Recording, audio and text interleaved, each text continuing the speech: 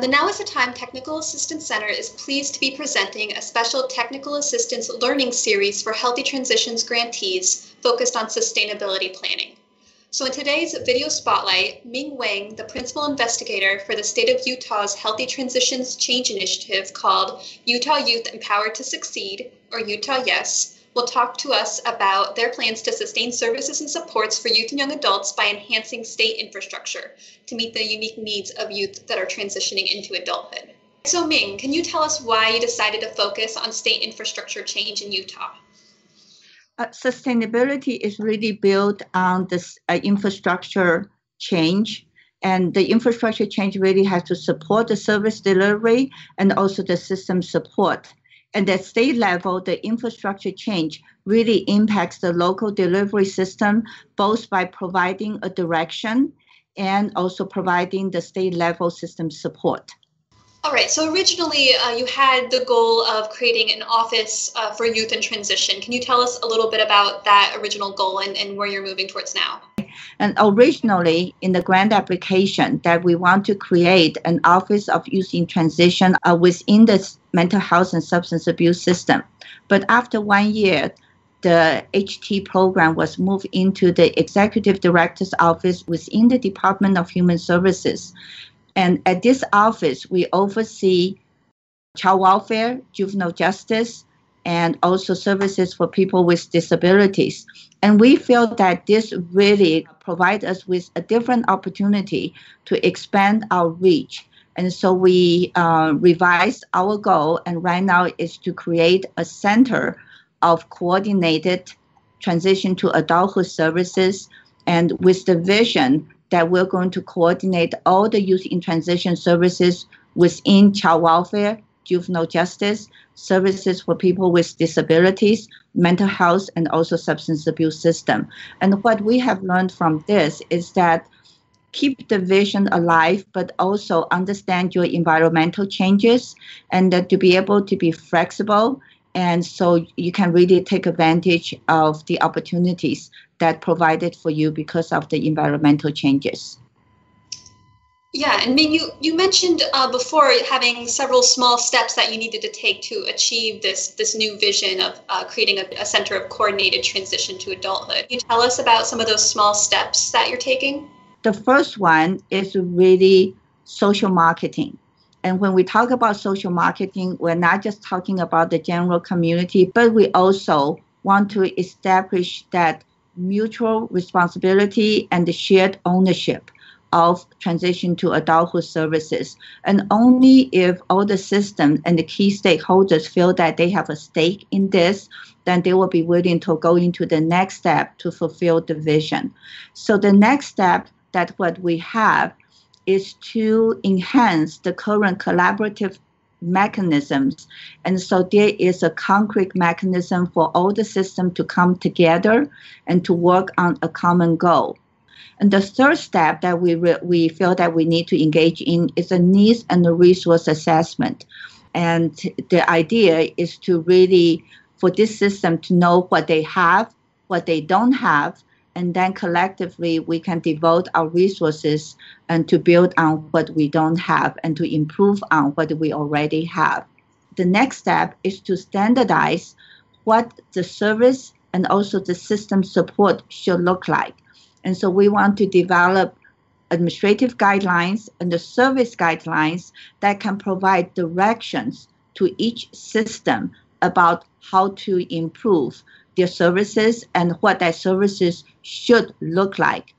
The last one is really leading into looking at the feasibility and how realistic it is to establish a center of coordinated transition to adulthood services. And we believe that as we go through the step 1, 2, 3, 4, and people will have a greater appreciation, greater sense of urgency of having such a center, and hopefully at that time it will become a reality. Okay, so it sounds like through all of these different baby steps, you're trying to create that shared ownership and sense of shared responsibilities for this larger coordinated center for youth in transition. Yes. And I also want to also mention that, as I said earlier, that we need to remain to be flexible with our vision. We may need to adjust courses along the way. So even though our end goal is looking at a center of coordinated transition to adulthood services, if there are additional opportunities that comes about, if we will be willing to look at that to see, hey, could the center be beyond the Department of Human Services? Could it involve the education? Could it involve the housing? And could it also involve the employment sector of the state system? Yeah, I mean, that's a really good point. So I think you highlighted a lot of things about what you're trying to do in Utah, but that whole point around flexibility also brings me to the next question. How do you think creating an office for youth in transition will ensure continuity of healthy transitions? A really good question. I think that there are several advantages of that. Number one is that for us, for all the system to identify youth and the young adult as a priority population.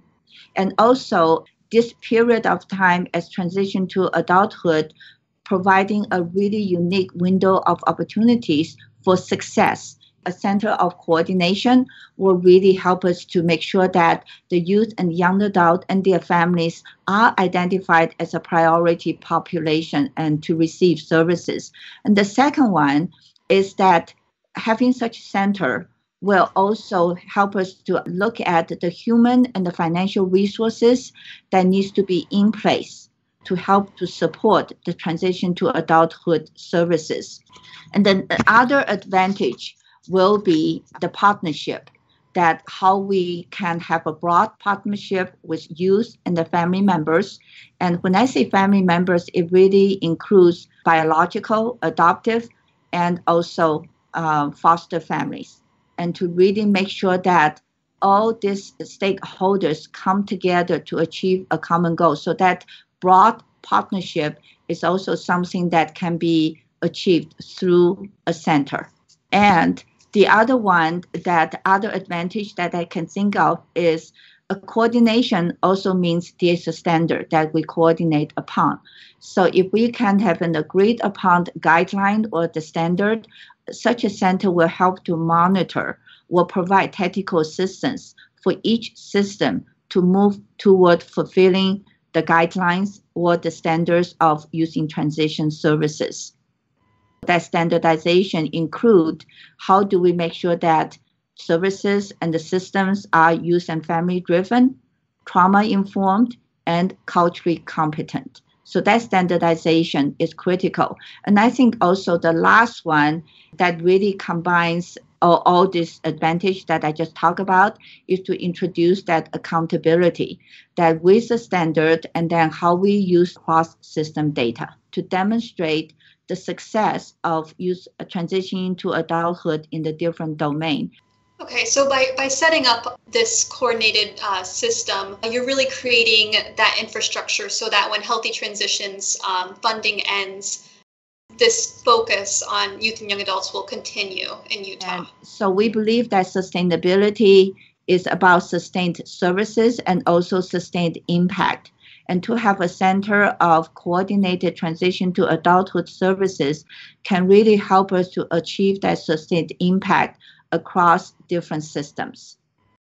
Under the different youth in transition programs that Utah has had in the past 10 years, we have done the art show that really highlight young people with mental health and or substance abuse challenges of their inner perspective and their hope and their dreams of recovery. And this year, we have expanded to include other systems such as juvenile justice youth in custody program. And we have more than 100 artwork that is being submitted and is right now on display throughout the state. When we talk about mutual ownership, shared responsibility, it is really demonstrated that the young people and also family members also is part of that shared responsibility and shared ownership. And Ming, one thing that you mentioned this year in your art show that you're expanding to include youth and young adults from other systems within the state of Utah. So that kind of brought me back full circle to think about the Center for Coordinated Transition and the need to have those different systems involved in the planning and all of that. Exactly.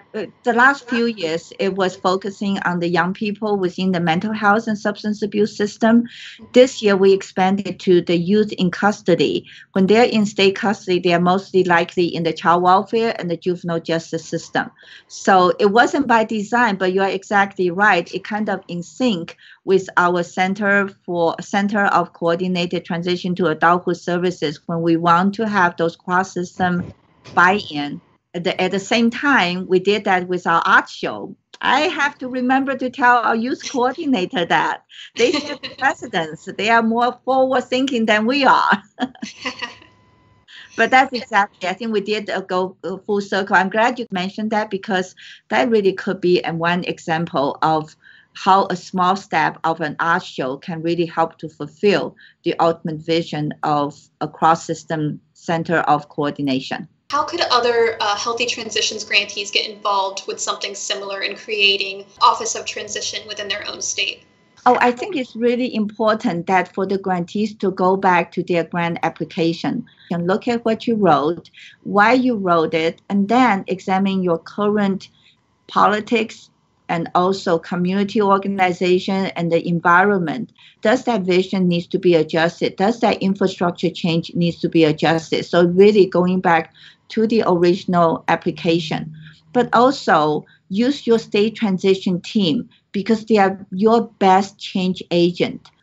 Ask them to help you to refine that vision, to refine that infrastructure change, to look at the feasibility and the realistic of how those infrastructure change can be implemented and can be impact in the individual system that is represented in the state transition team. Lastly, I think the TA center, that is also very critical. I remember that when we have this vision of a center of coordinated transition to adulthood services, and we have no idea how to go about doing it. We don't know whether we have other states who has done it or has the same idea and is in the process of doing it. And the TA liaison from COS has been really instrumental to help us to identify our peers around the country that can both help us to look at lessons learned from their side and then collectively looking at our strategies, how each one of us can move forward. So I think the TA, the technical assistance, is very, very important for us to keep in mind. Thank you, Ming, for talking with us today and sharing information on how Utah Yes and the state of Utah is approaching sustainability for healthy transitions. So please be on the lookout for other grantee-featured videos in our Healthy Transitions Learning Series highlighting strategies to support sustainability.